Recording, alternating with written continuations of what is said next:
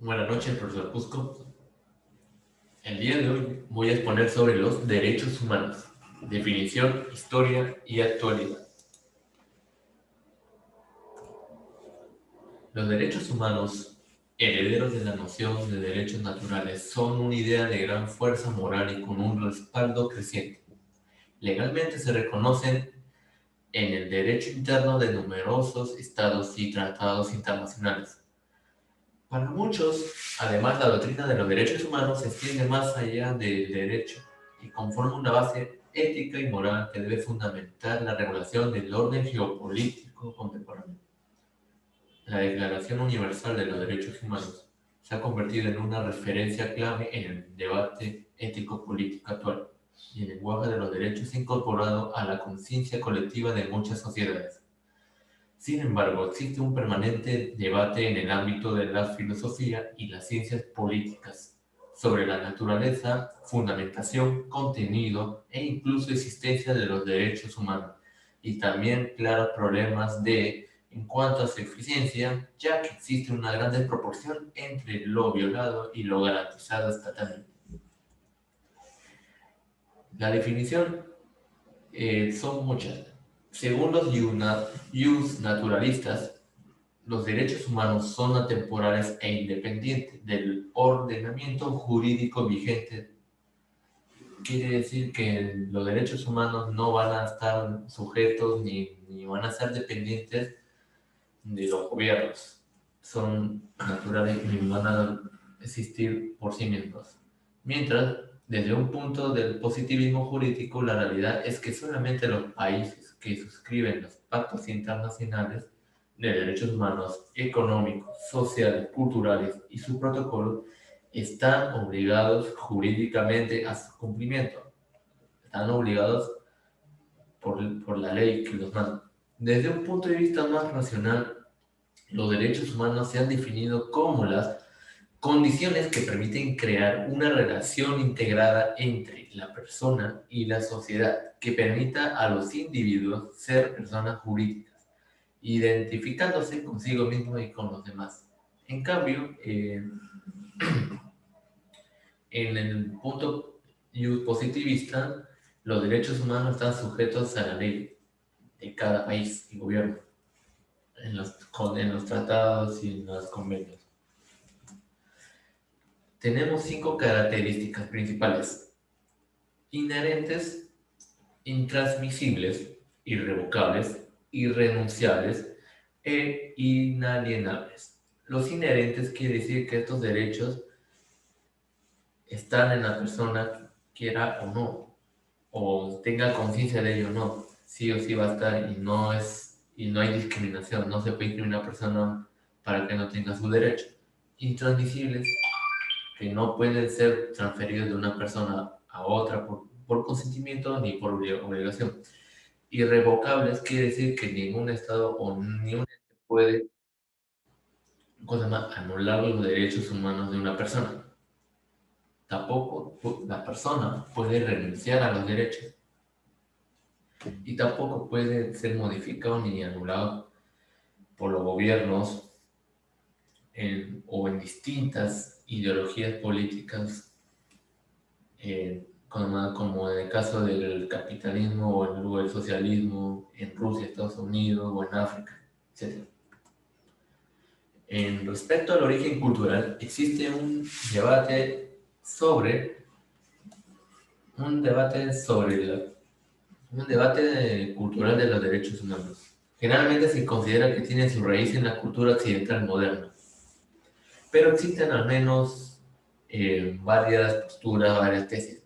Por ejemplo, algunos afirman que las culturas poseen visiones, las culturas en sí poseen visión y dignidad, tienen la conciencia de qué es lo justo y qué no, la dignidad humana. Y hacen referencia, por ejemplo, a la proclamación de la Carta de Madén de 1922, la Declaración Fundacional del Imperio Malí, etc. Pero, no obstante, ni en japonés ni en sánscrito clásico, por ejemplo, existió el término derecho hasta que se produjeron contactos con la cultura occidental, ya que estas culturas han puesto tradicionalmente el acento en los deberes. Y esto se debe a que en la cultura occidental no ha dado origen a los derechos humanos, ni al término derecho y todo, pero lo que sí ha hecho es concretizarlo y sistematizarlo. Es lo que es. Por eso es que se atribuye más a la cultura occidental, la autora de los derechos humanos. Pero en sí, en todo lado había la noción de lo justo y lo no justo de los derechos humanos. En su historia tenemos primero los antecedentes remotos, y uno de ellos es el cilindro de Ciro, que son una serie de leyes y más que todo privilegios que tenían las personas eh, frente a la nobleza. Pero ojo, esto se limitaba para un sector de la población, no para el resto, por lo tanto no es considerada como derechos humanos, pero sin embargo es un buen antecedente para empezar. Puede marcarse en una tradición mesopotámica centrada en la figura del rey justo, cuyo primer ejemplo es el rey Urukagina de Lagash, que reinó durante el siglo XIV, 24 a.C., donde cabe destacar también Hammurabi de Babilonia y su famoso código, que data del siglo XVIII a.C. No obstante, el cilindro Ciro presenta características novedosas, especialmente en lo relativo a la religión.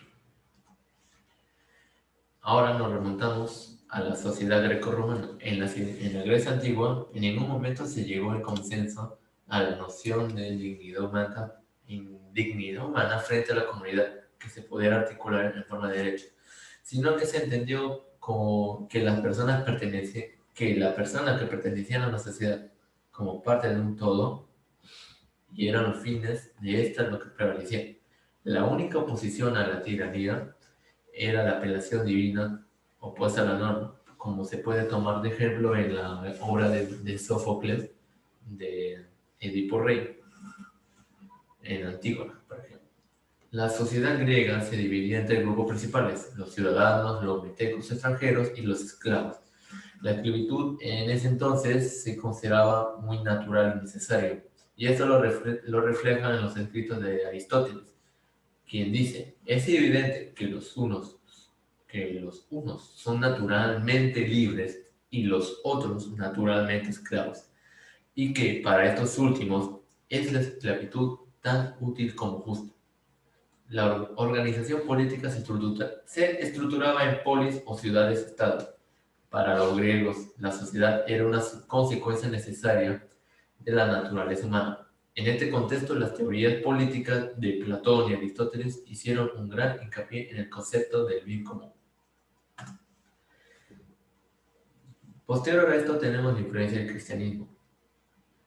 Hasta la modernidad, el término derecho se atribuía principalmente a lo justo como orden objetivo en el pensamiento cristiano antiguo medieval. No existía una referencia explícita a los derechos humanos, pero sí un reconocimiento de exigencias de justicia que descendía a esta tradición judía.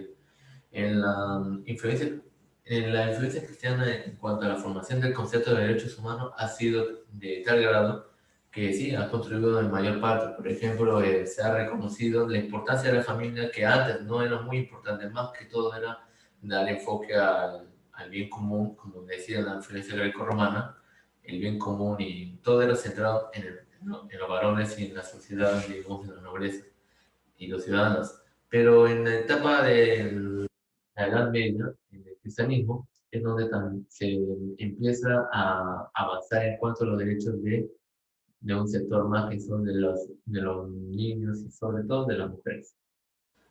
Aunque también el cristianismo lo que ha hecho es también, igual como los griegos, dividir en clases sociales a las personas, eh, justificando la salvación de sus almas que sea necesaria.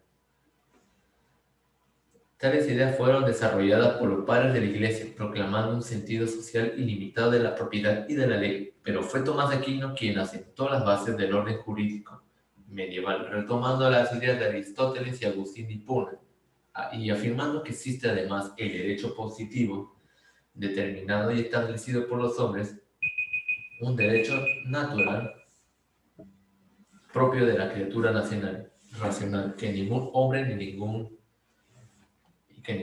estado puede desconocer.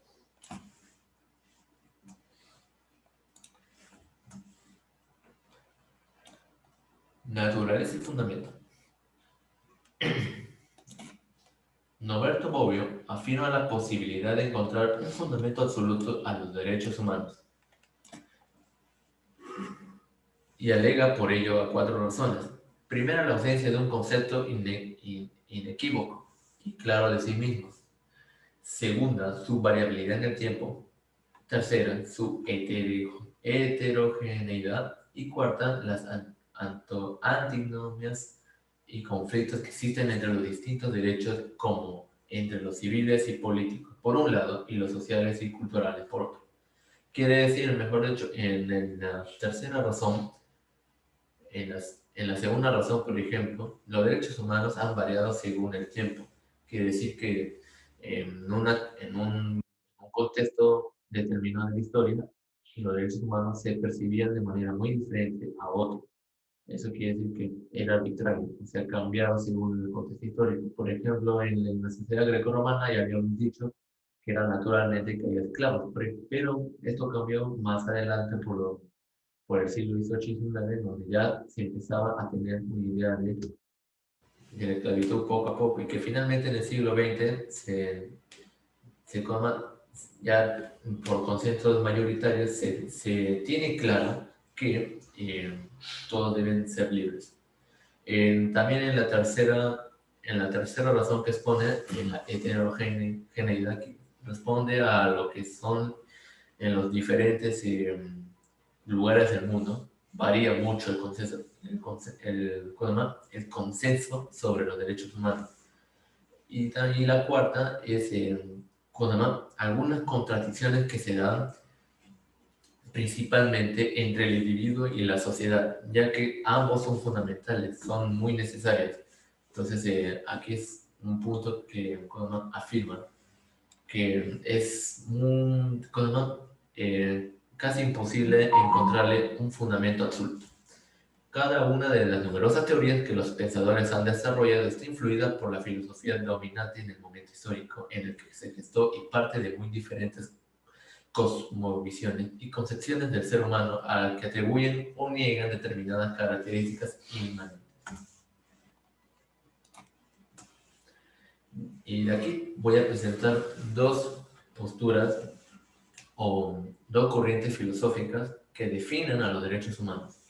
Una de ellas es el iusnaturalismo, que afirma la existencia del derecho natural, aunque en cada época se ha entendido este concepto de manera diferente. Todas estas doctrinas coinciden en afirmar la existencia de una juridicidad previa y fundamentadora del derecho positivo. Locke afirmó que la propiedad es un derecho natural y que se deriva del trabajo. Además dijo que la propiedad precede al Estado y que éste no puede disponer de la propiedad de los sujetos arbitrariamente. De acuerdo con Locke, negar el derecho a la propiedad es negar los derechos humanos. Para muchos autores, entre los que se encuentra Samuel Pufendorf, el sistema de los derechos naturales del hombre se deriva de su dignidad. Otros, como Hegel o Kant, afirmaron que la libertad es fundamento de los derechos humanos y al mismo tiempo la principal de estos. Por otro lado, tenemos el iuspositivismo. Antes de entrar a esto, quiero dejar en claro que en el iusnaturalismo lo que defiende principalmente es que los derechos humanos existen porque sí y por lógica, ya que en la sociedad hay un sentido de justicia entre lo bueno y lo malo. Por lo tanto, estos derechos no pueden, digamos, ser cambiados ni sometidos, ya que la población ya lo tiene en su conciencia. En su conciencia no, sino más que todo sobre en sus valores éticos y morales. Entonces, esto se considera, por eso dice, naturales. En cambio, el positivismo afirma, por tanto, que tiene carácter constitutivo. Quiere decir que los derechos humanos forman parte de la ley, tienen que estar necesariamente implementados en letra y papel, en la ley.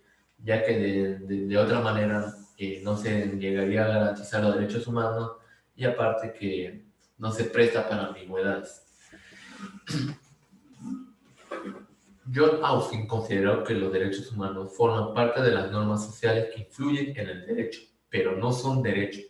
Para muchos positivistas, los derechos humanos son ideas morales, como dije anteriormente. Los derechos humanos son ideas morales, pero sin valor jurídico por sí mismas. Para que tengan dicho valor, deben incorporarse al ordenamiento jurídico. Las leyes son la formulación jurídica de la voluntad soberana del pueblo y obligan a su cumplimiento. No es necesario ni procedente acudir a otro sustento que el legal. Esto es lo que sostiene la corriente positivista respecto a los derechos humanos. Y uno de los principales opositores es el Luigi Ferrajoli, un constitucionalista, si no me equivoco.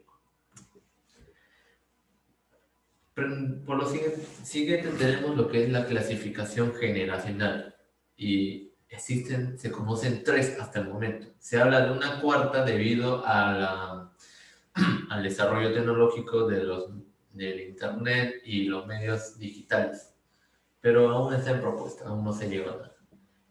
Los de primera generación son los llamados civiles y políticos, que el valor principal que se defiende es la libertad humana. Y esto se remonta primero en la independencia de los Estados Unidos y seguidito en la Revolución Francesa. En ese contexto del movimiento y de la independencia, ahí se da la primera generación de los derechos humanos. La segunda generación se da en el contexto de la Segunda Guerra Mundial. Estos se llaman los económicos, sociales y culturales, cuyo valor principal defienden es la igualdad ante la ley. Y esto fue muy abordado ya que se cometieron muchos excesos durante la Segunda Guerra Mundial y se planteó controlar a los poderes del Estado y para poderes de varios países en un lugar. Y los de tercera generación, los llamados justicia, paz y solidaridad, defienden a un valor principal que es la solidaridad y la ayuda humanitaria entre países que los necesitan. Y esto fue generado en el contexto de la Revolución Mexicana, por los siglos XIX y XX, si no me equivoco. Acá le presento una tabla con mayores detalles. Como dije, en la primera generación abarca del siglo XVIII al siglo XIX. Y función principal es limitar la acción del poder, garantizar participación política de los ciudadanos. La segunda es en el siglo XIX al siglo XX, que son los derechos de igualdad, cuya función es garantizar condiciones de vida digna para todos. Y la tercera, que se dio entre el siglo XX y XXI, promover relaciones pacíficas y constructivas, ya que después de las guerras y todo esto, más que todo en África fue el enfoque de esto, ya que en África había mucha, por decirlo así, una gran desventaja en el índice de desarrollo humano, ya que en esos países en un principio eran colonias de estos países, por lo tanto estaban sometidos y nunca se llegó a... Bueno, nunca se llegó, no, sino que no se dieron las condiciones favorables para que puedan desarrollarse estos países. Y hasta acá terminó la exposición. Muchas gracias. Hasta luego.